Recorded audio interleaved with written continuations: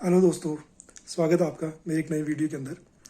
Recently अगर आपने ओला driver जो ओला ऑटो ड्राइवर का केस सुना होगा बेंगलोर के अंदर, जिसमें ओला ड्राइवर ने क्योंकि जो विमेन थी, जो यंग लेडी थी, उसने ओला ड्राइवर की जो कैब थी वो कैब बोल रहा हूँ, ऑटो कैंसिल कर दिया।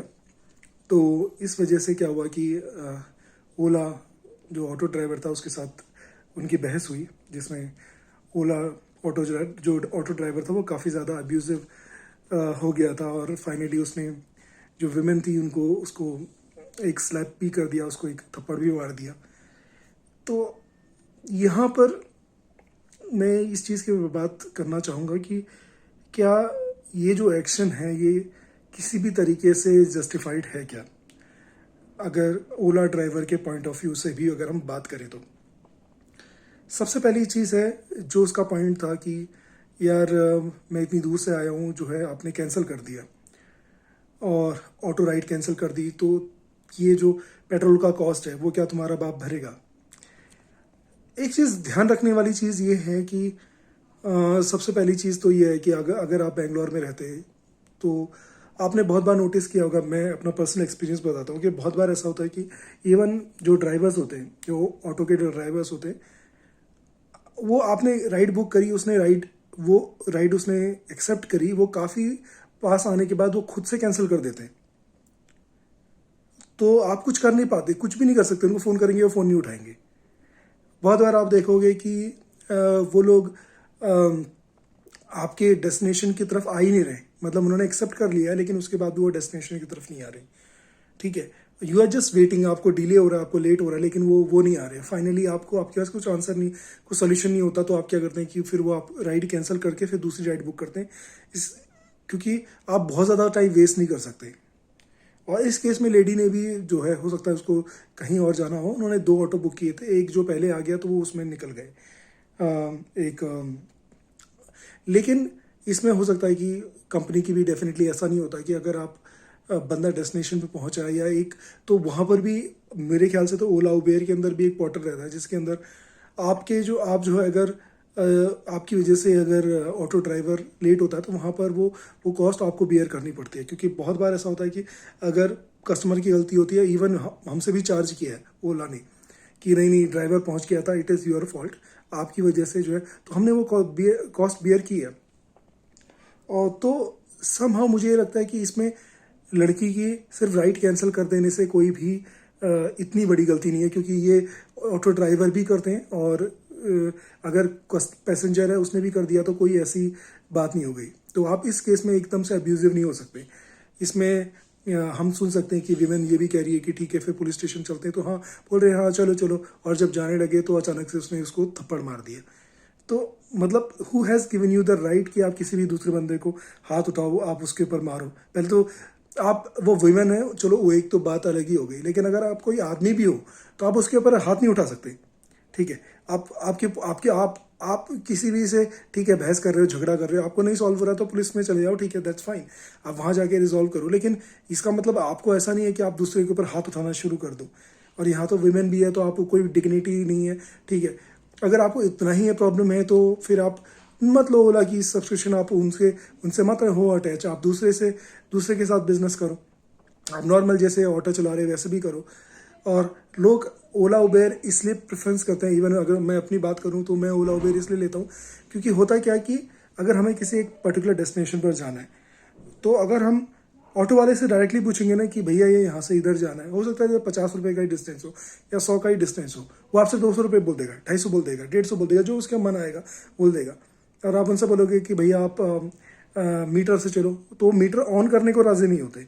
इवन गवर्नमेंट कितने इनिशिएटिव लेते हैं, ये बहुत बार धरनों पे बैठते हैं, एंड देन उनके रेट्स भी रिवाइज किए जाते हैं अगर वो चीज़ें गवर्नमेंट के साथ सक्सेसफुली हो जाती है। तो एज ए पैसेंजर तो हम, जो गवर्नमेंट ने रेट दिया हुआ उसके ऊपर भी अगर हम चलना चाहें तो उस पर आराम से चल सकते हैं, लेकिन मैंडेटरी यहाँ पर फॉलो ही नहीं होता। आप बोलोगे कि नहीं भैया चलो, तो बोलेगा नहीं मीटर से नहीं चलो, आप 200 रुपये दे दो, 250 दे दो, चलो मैडम मैं इतना कम कर देता हूँ। अरे आप इतना कम क्यों कर रहे हो, क्यों एहसान कर रहे हो? जो आपका रेट है ऑटो में चलो, ऑटो को डाउन करो मीटर को और सीधा चलो। बहुत बार आप देखोगे बोल देंगे नहीं नहीं हमारा मीटर नहीं चल रहा है, अरे तुम्हारा मीटर नहीं चल रहा तो तुम रोड पे क्यों हो? तुम जो है उसको मीटर को पहले ठीक कराओ, उसके बाद रोड पे आओ। अगर आपका मीटर किससे चलो, अगर ऑटो वाला मीटर से चलेगा ना, तो मुझे नहीं लगता कि कोई भी बंदा उसको डिनाई कर सकता है कि नहीं आपका ज़्यादा हो गया या आपका कम हो गया। मीटर चल रहा है ना, सामने दिख रहा है कितना बढ़ रहा है कितना घट रहा है, तो वहाँ से इस बात का डिस्कशन ही नहीं आता है कि इतना पैसा आपको एक्स्ट्रा देना है। लेकिन ऑटो ड्राइवर्स के साथ अगर आपके एक्सपीरियंस होंगे तो आपको पता होगा कि वो लोग उसकी बात ही करना पसंद नहीं करते।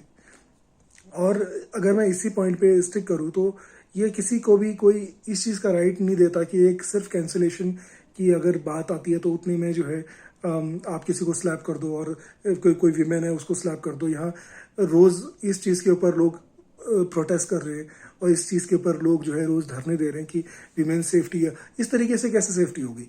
अगर ये दिन दिहाड़े कोई बिना पुलिस के डर के, बिना उसके जो है किसी को थप्पड़ मार देता है, किसी को पीट देता है, तो उसमें क्या ही विमेन सेफ्टी होगी? ऑल्दो जो रिसेंट खबर ये भी आई है कि जो बेंगलुरु वेस्ट की जो पुलिस है, उन्होंने उस ऑटो ड्राइवर को पकड़ लिया है, और उसकी जो भी उसके ऊपर जो कार्रवाई होनी है वो उसके ऊपर वो कार्रवाई करेंगे।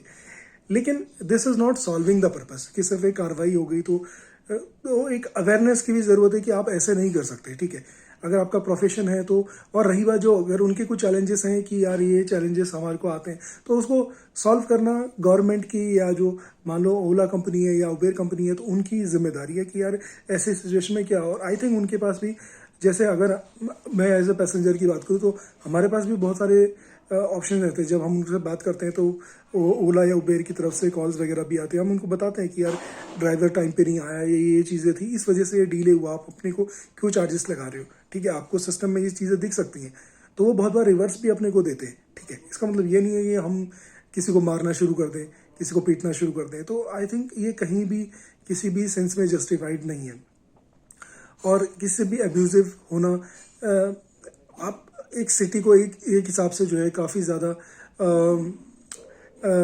रिस्क पे डाल रहे हैं कि यार सेफ्टी के पर्सपेक्टिव पे आप ऐसे नहीं कर सकते। आपको इश्यूज है, ठीक है, आप हेल्पलाइन पे कॉल करो, आप ओला पे कॉल करो, आप पुलिस में चले जाओ कि यार ये ऐसा ऐसा हुआ है, ठीक है? तो पुलिस को इस टाइप के भी जो सिचुएशन है उनको एड्रेस वो कर सकते हैं, या आपकी उसकी हेल्प कर सकते हैं। अब फाइनली उसके बाद एक विमेन को परेशानी हुई, दूसरा जो है अभी वो भी बंदा जेल में गया हुआ है, तो क्या ही मिल गया? अभी वो पैसे रिकवर हो जाएंगे या उसका टाइम भी आ जाएगा? नहीं आएगा। तो दोनों को एक अल्टीमेटली काफ़ी लॉस हो गया। अब वो कितना भी कह ले, किसी को भी कह ले, वो जस्टिफाइड नहीं होगा। अगर वो अपने घर वगैरह कहीं पर भी जाएगा तो लोग भी उसको उस नज़र से देखेंगे, देखो इसने ऐसा ऐसा कर दिया, ठीक है? तो वो नाम और बदनामी उसकी भी, ऑटो ड्राइवर की भी उतनी ही होगी, ठीक है? इसमें कोई बहुत बड़प्पन वाली बात तो उसके पार्ट पे भी नहीं आई। और एक और चीज़ है कि सामने वाला, आप सुनेंगे कि विमेन काफ़ी रिस्पेक्टफुली ही बात कर रही है कि आप ऐसे जोर से मत चिल्लाओ, ठीक है? तो उसके ऊपर वो गालियाँ दे रहा है, तो आई डोंट थिंक सो कि it is any way it is justified. और एक और पॉइंट जो मुझे यहाँ पे रखना है कि जहाँ पे जो विमेन थी उसने ओला कंपनी वो उनको क्योंकि वहाँ पर रहता है कि आप उनको कांटेक्ट कर सकते हैं, तो आप उसने शायद उस पर उनको लिखा भी, लेकिन उसको जो है वहाँ से कुछ खास सपोर्ट या फीडबैक नहीं मिला, which is also very wrong. जब आप इतना बड़ा ऑर्गेनाइजेशन वगैरह चला रहे हो, ठीक है, और आप सबके साथ कनेक्ट हो, तो आपको ऐसे इश्यूज़ को भी इमीडिएटली एड्रेस करना चाहिए और स्ट्रिक्टली इसको फॉलो करना चाहिए, सो दैट कि लोगों का कंपनीज पे भी ट्रस्ट हो, लोगों का जो ड्राइवर्स हैं उनके ऊपर भी ट्रस्ट हो। सो आई थिंक ये सारे पर्सपेक्टिव मुझे लगता है कि सोचने चाहिए, और इस टाइप के इंसिडेंट्स ना कहीं से भी मुझे लगता है कि जस्टिफाइड है। तो जो भी इस टाइप के इश्यूज होते हैं उनके बारे में एक प्रॉपर चैनल बनाना चाहिए कि जिसके थ्रू ऐसे मैटर्स को क्विकली और टाइमली रिजॉल्व किया जा सके, जिससे कि किसी का भी नुकसान नहीं हो। लेकिन हाँ, अगर कोई बंदा ऐसा अब्यूजिव लैंग्वेज यूज़ करता है, मारता है, पीटता है, तो आई थिंक ये तो फिर क्रिमिनल कैटेगरी है। ये तो किसी तरीके से भी टॉलरेबल नहीं होना चाहिए कि आपको कोई राइट नहीं देता है कि आप किसी को गालियाँ दो, आप किसी को मारो। बाकी आप क्या सोचते हो इसके बारे में, आप मुझे कमेंट बॉक्स में बता सकते हो। क्या इस तरीके के इंसिडेंट सुनने के बाद आपको लगता है कि Bangalore compare to previous time is now more safer, या आपको इस चीज़ से आपको भी डर लगने लगा है कि यार कहीं हम भी किसी के साथ थोड़ा सा भी बहस करने लगे तो कहीं ऐसा ना हो कि यार हमको भी मारे पीटे या कोई गालियाँ वगैरह दे? तो आप मुझे इस चीज़ के बारे में कमेंट बॉक्स में बता सकते हैं। तो दोस्तों, इस वीडियो के लिए इतना ही। Thank you so much for watching. Take care.